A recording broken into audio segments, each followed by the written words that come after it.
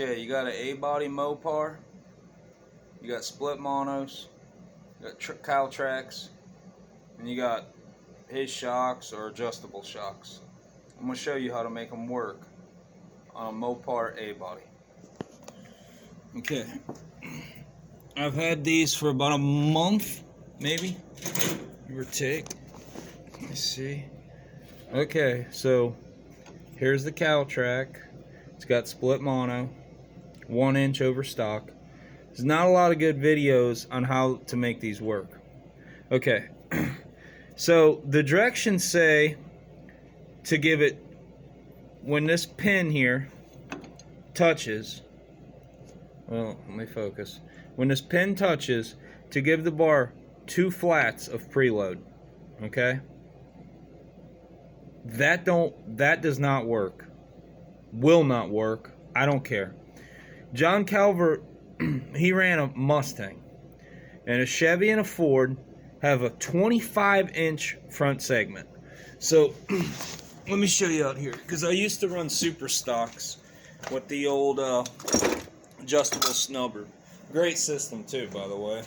Everyone's like, oh, I don't want my car to sit up like a 4x4 and this and that. Well, I don't care how your car sits, they work pretty good.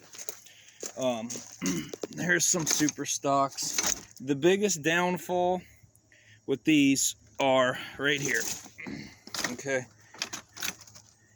made in Mexico. Okay, that's really ultimately why they're junk.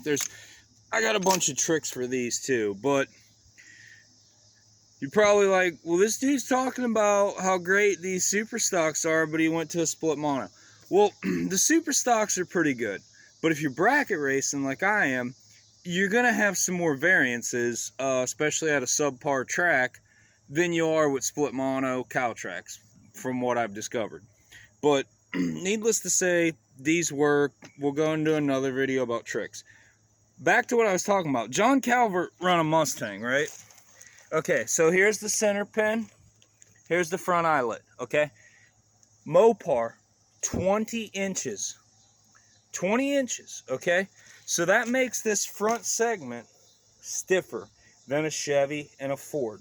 A Chevy and a Ford has 25 inches from front eyelet to center pin, okay?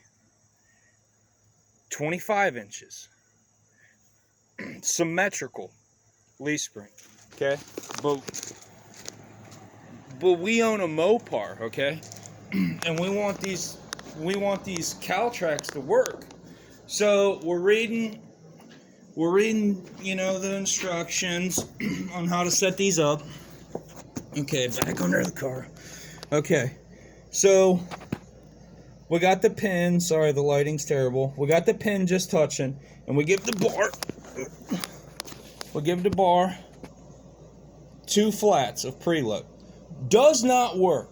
Every time the car is going to hop like a leapfrog. I promise you. I don't care what shock setting you have it on, okay? I don't care what tires you have on. It's going to hop like a frog. This is already stiffer than your Mustang and your Camaro. So when you're preloading it, you're winding this thing up and she's going to bullfrog, okay? So don't do that. I don't throw the directions away. The only way I got this car to work was to put a nickel, okay? A nickel, lay it flat, adjust this bar until it just kissed it and tightened it. Let me show you guys. Loose. You gotta have this loose. And everyone tells you that you gotta have it loose. And these bolts, see these bolts? Finger turn. The back one, finger turn, okay? They're nylon nutted. They're not gonna come out. All right, so you want about a nickel, I don't know, I'm gonna say 20 to 30 thousandths. Yeah, they're gonna rattle. Yeah, they're gonna claddle. They're gonna work too. All right, so we achieve that. You want this bar loose. You don't want you're not torquing these like you're torquing your heads or anything. You want these loose too. Just loose enough where you can turn them with your finger. You don't want like in and out. See, the bolt itself, there's no in and out. I can just turn this. I can turn it on the inside too. Front hanger bolt, 80, 85 foot-pounds. I don't even know if I have that. It's probably not going to come loose either, especially if you use a lock washer, nylon washer. Nylon nuts, I meant. They're your friend on the system. Okay, so tires. I don't know what it is. I had a Hoosier, which they're not in here right now. I had a Hoosier, 28.9's all I can fit underneath this car. And man, did they just wad the tire up. Had the preload wrong because I was learning with these. But from what I gather, you want a pretty stiff sidewall. So these Phoenix FXs, they're rather stiffer sidewall. They're not noted to be stiff, but I run like 18 pounds in these, and this is a bias ply slick.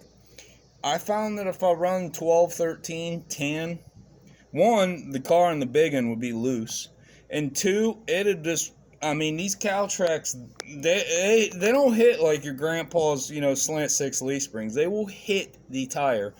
And what I mean by that is this will be about an inch from the rim wadded up. Not really what you want. You think you do, but it's going to spring on you too like a frog. So run more air pressure. You know, everyone's like, oh, if it's bouncing, lower the tire pressure, thinking that it's just going to stay wadded. No, first thing it's going to do, it's going to wad it. Well, what's the tire naturally going to want to do?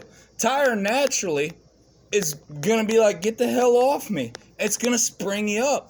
Put more air in them. It's going to be less, it'll be less violent, less hop. Okay? Shocks. So he's like, oh, get my Calvert Ranchero 9-ways. No. Okay. These are KYB for my old 85 Dodge. Okay. Why I went with them is they're longer, so they're not gonna run out of extension like a limiting strap. They are like 25, 26 inches long. Probably too long, but not long enough where the shock won't bottom out. The point of the story is, these are KYB gas, okay? Now on a truck, the top eyelet is not right, okay? The bottom eyelet is the same as the A-body on a truck, but the top has a bolt through. I think I've seen it on some Chargers or something, like a 9/16 bolt. Well, what I ended up doing was cutting A-body shock, the bottom or the top eyelet, cutting the truck top eyelet, and welding that eyelet on so I could put the A-body bushing in the top eyelet. I'll make more videos of it and show you what I'm talking about. The point of the matter with the shocks, if you're foot braking 400 or 500 horse, you want a stiff shock. And I promise you, boys, you take this shock off, you better eat your Wheaties in the morning to push this thing up and put it on that spring mount. About everything I have. And I had the Ranchero 9-ways, and on 9, they were stiff, pretty hard to move. No comparison to these KYs. If that Ranchero went to about a 13 on stiffness, maybe they might compare. But I've been reading a lot of things about guys saying, you know, oh, I put them on 9 and I'm about, you know, used up the shock. Well, boys, we're on a budget here, okay? These are about $30 a piece. And I know they make some Vikings and some QA1s and all that shit. But, you know, we're limited here on a budget, okay? So these right here, I ain't adjusting them, but I ain't got to. This car with a 355 rear, it's got a 904 and a 3500 stall. It's a 408 Magnum stroker. Home ported heads, hydraulic roller cam. This car's went 145, okay? And that's right there, driving it with them radials on, and my slicks in the trunk, okay? My slicks cramped bell back here, and my little Harbor Freight floor jack, jacking this beast up and going 145, okay? So, you know, you might say that's slow, you might say it's good. I don't care, but for a street car to do that, yeah, I mean, right now as the car sits, depending on the track, and I don't know, it's probably about 100 degrees out here every day. it'll go about a 149, but it's went best to 145, and that's actually with super stocks from Mexico. But you know, the whole shock thing, I don't know, maybe if you're trans braking or something, you want them loose or soft, but I mean, for foot braking, for 150s, 160s, you want a stiff shock. And even the extended part, I mean, they come up fairly quick. I can't really pull them apart. I'm not really a chassis guy. I'm just telling you what's worked for me. And it's been running the bars with about 20 to 30 thousandths before the pin hits the leaf. Super rattly on the street. Kind of sounds like crap, but I'll get over it.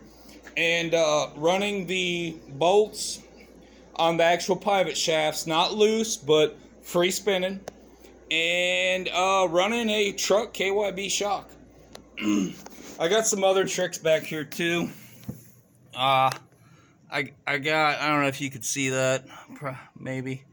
I do have the hanger on a swing. Got some custom blocks. That was more or less like a super stock trick. I'm sure it works for Calverts too, but I don't even know if that helped or hurt. But I mean, the car, I just had it out last weekend, and it was 149.7, 149.6, 149.7, 149.8, 149.7. Now, I made it to 4th round Saturday and 3rd round Sunday. Didn't actually get a W, but it performed very well. I was up there about 3-4 weeks ago at the Super Stocks.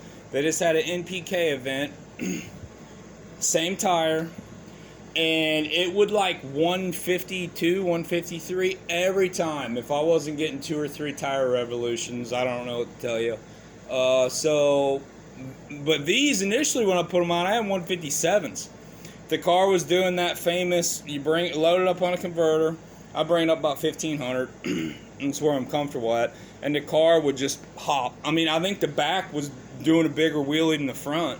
So, you know, everything I read, like, no one really posted. Like, everyone's like, do this, do that. Well, we're not running a 70 Nova. You know what I mean? And there's a big difference. And I'm not ragging Chevy, like, whatever. I don't know anything about them. But I do know the release springs are a lot different. So, you know, reading them directions or talking to some guy with a, you know, split bumper, it ain't going to get it done for you. I mean, I'm telling you what to do. Now, if you're trans brake or whatever, I can't tell you what to do. I don't have a trans brake in the car. I run oh, excuse me, I run pro modified foot brake class, stuff like that. So this is what we got in the car. I got a brake pedal and a gas pedal, about it. So anyways, video is really sloppy, and I'll probably sound, oh yeah, I had these too, junk, don't buy those. So, anyways, I'll make some more videos if you guys want, or if you like, or if anyone cares, but about it.